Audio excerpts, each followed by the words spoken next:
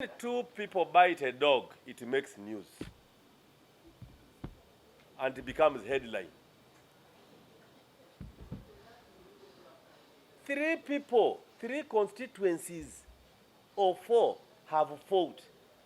And yet we have how many constituencies? 529.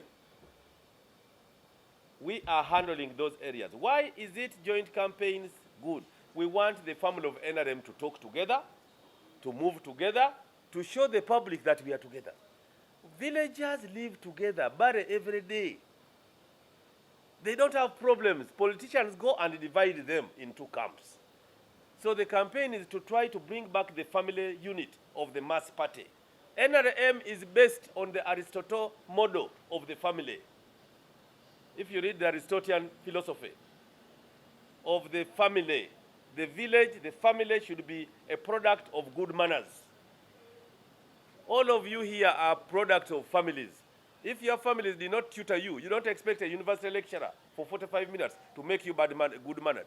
If you're already bad, you're bad.